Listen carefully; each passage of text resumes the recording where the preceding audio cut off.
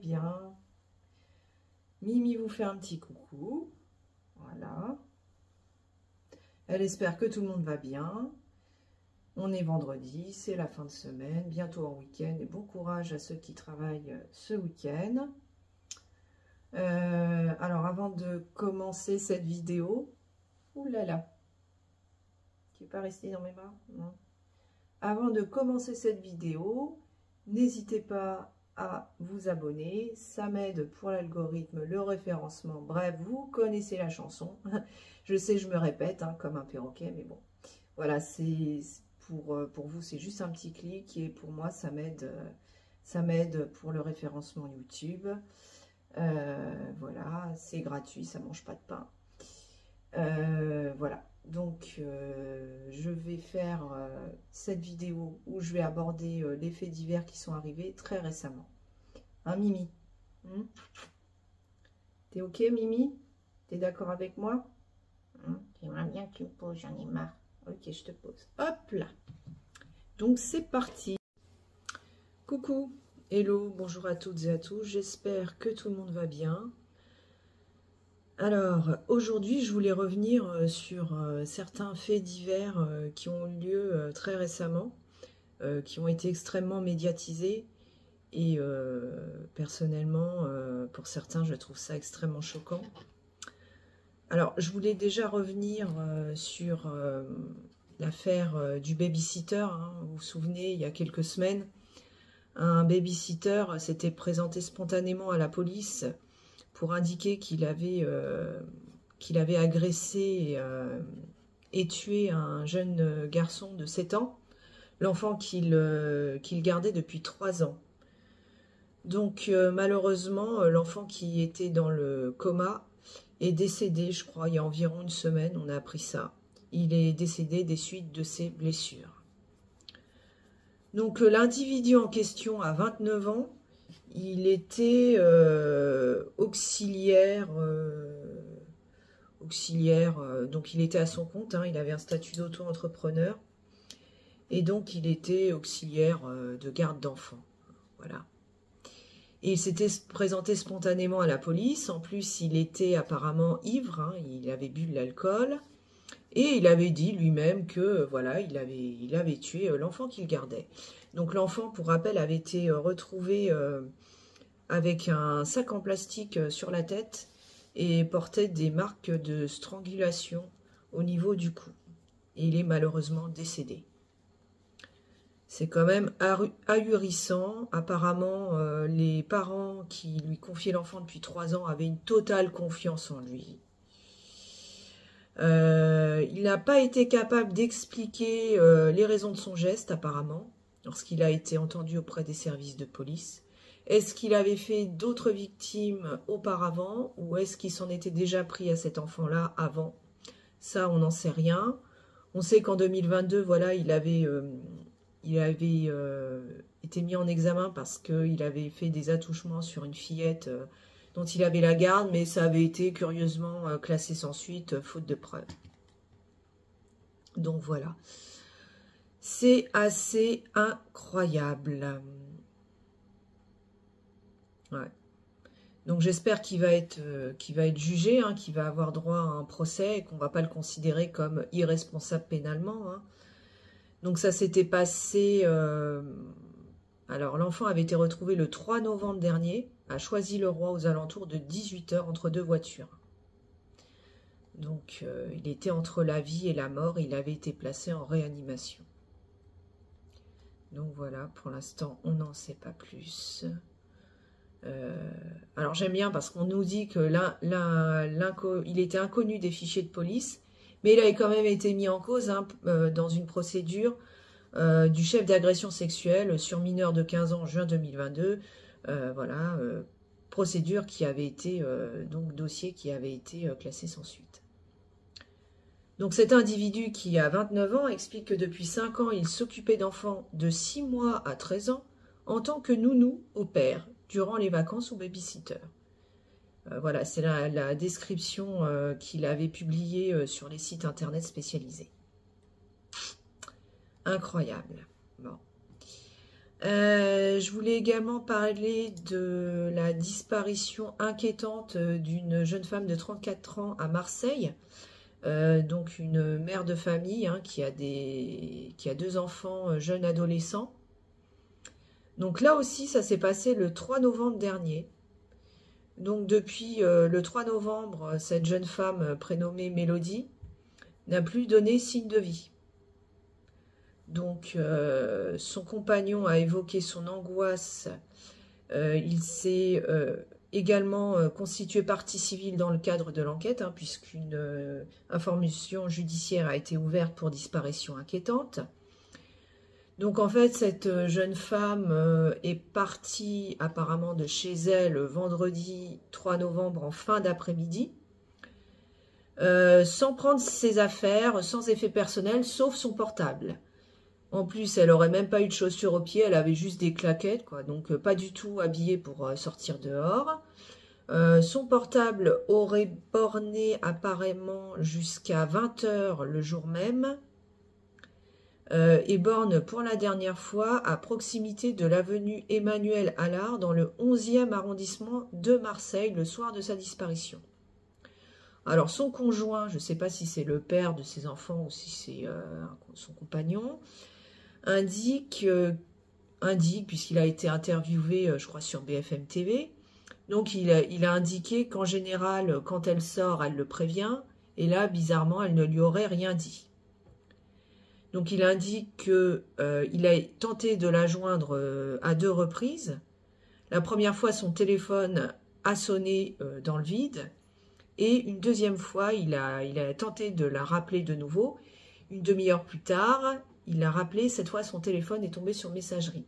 Il faut savoir que ce conjoint a attendu tout le week-end avant de prévenir la gendarmerie de la disparition de sa compagne. Alors il explique en fait qu'il avait entendu dire qu'il fallait laisser passer 48 heures avant en gros que la police te prenne au sérieux dans le cas d'une disparition d'un individu majeur.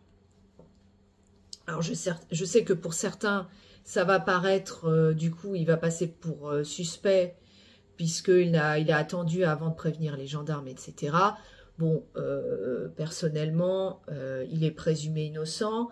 On n'a pas beaucoup de détails dans le cadre de ces disparitions, donc c'est difficile de se faire une opinion, un avis sur cette affaire, mais en tout cas, c'est très inquiétant.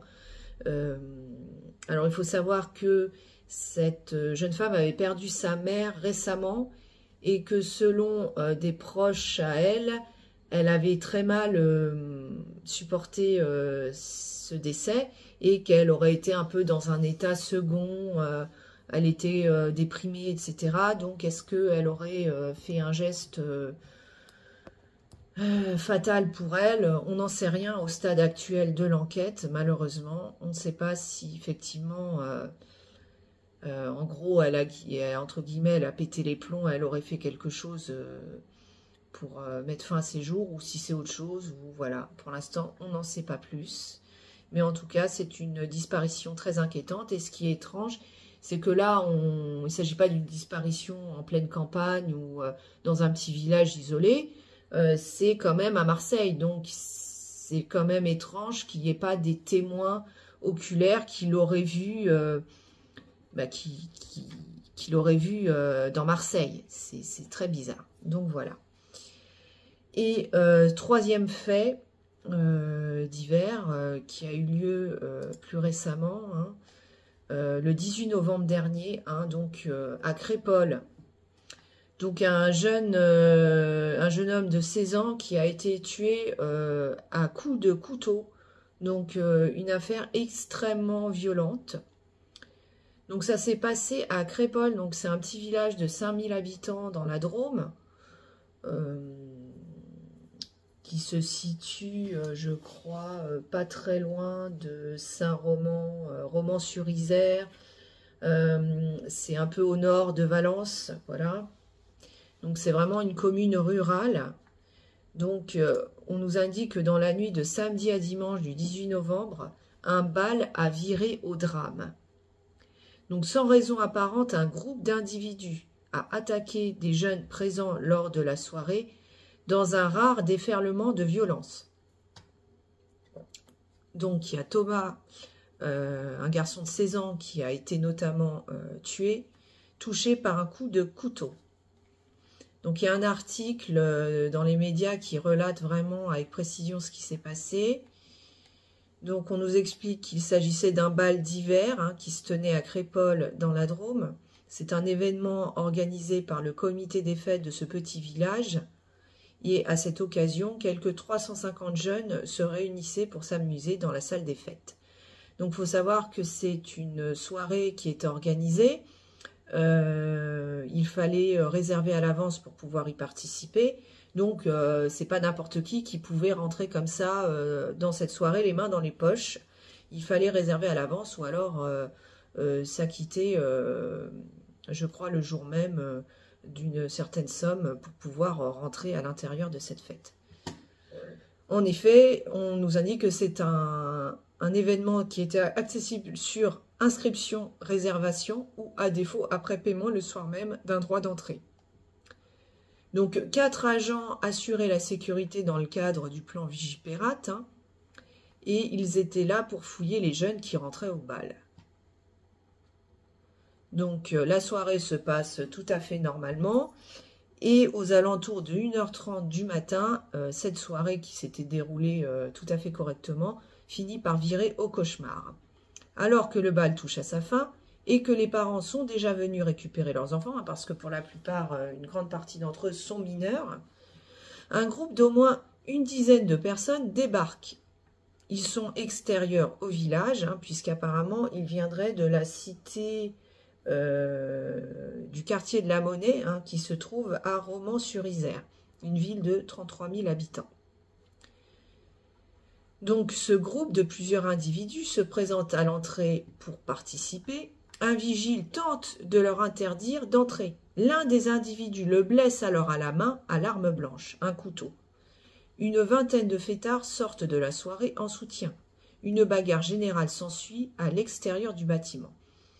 Donc moi, au début, je pensais que c'était un règlement de compte, voilà, c'était une rixe, mais en fait, pas du tout.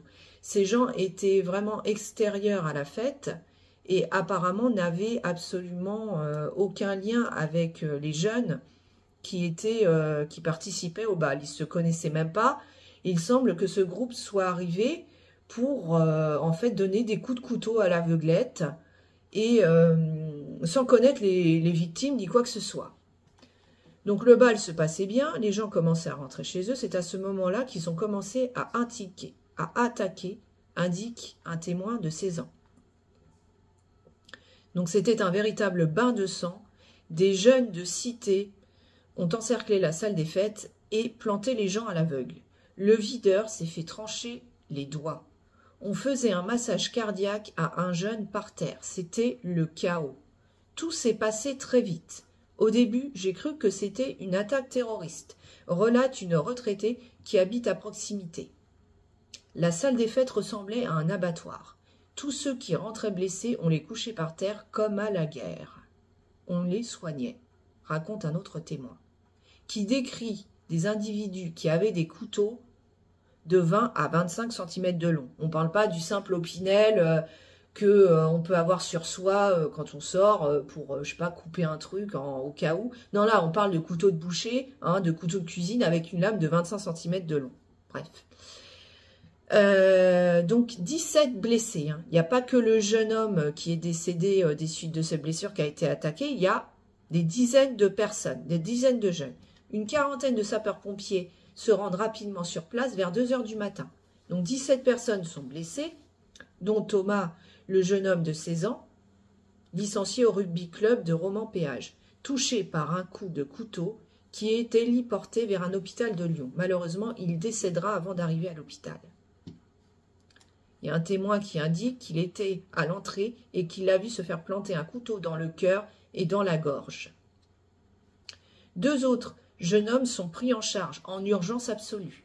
Première victime âgée de 28 ans qui a reçu des coups de couteau au niveau du thorax et une deuxième de 23 ans. De leur côté, les agresseurs prennent lâchement la fuite.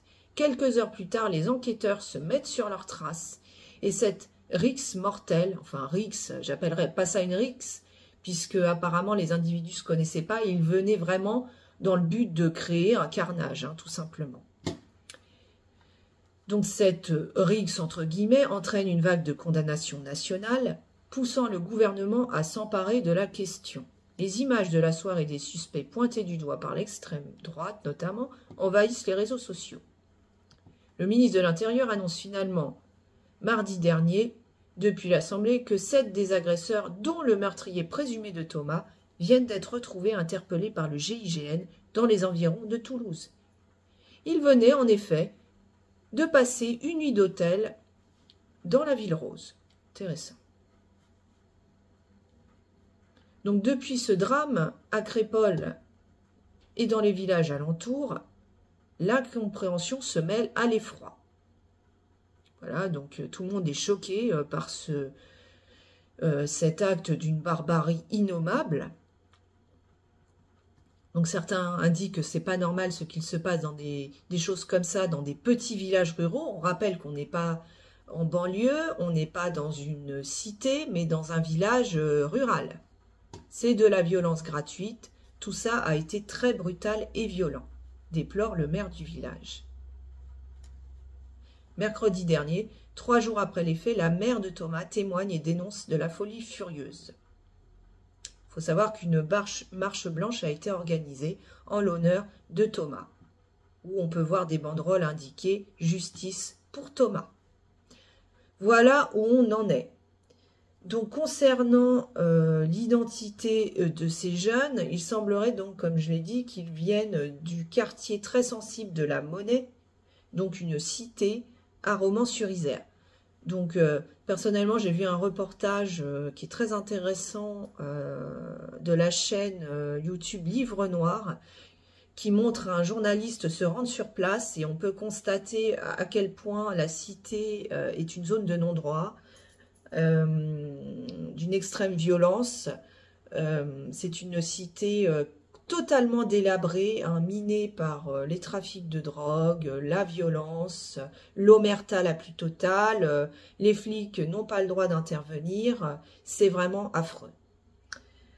Donc voilà, moi personnellement, cette affaire m'a extrêmement choquée parce qu'on n'aurait pas vu ça, je pense, dans des villes de campagne il y a quelques années. Et ça montre une espèce de violence qui vient crescendo. Il faut savoir aussi que sur Twitter, il me semble que certains témoins sont directement interrogés, donc des personnes qui étaient présentes à cette soirée dans les locaux de la salle des fêtes et qui indiquent que ce groupe en fait de jeunes était sur place pour, entre guillemets, planter du blanc, casser du blanc. Ils étaient là apparemment pour en découdre, pour faire des victimes, le plus de victimes possible. Donc c'est presque comme un attentat. Hein. C'est des meurtres et des agressions en bande organisée, avec violence. C'est extrêmement grave ce qui se passe.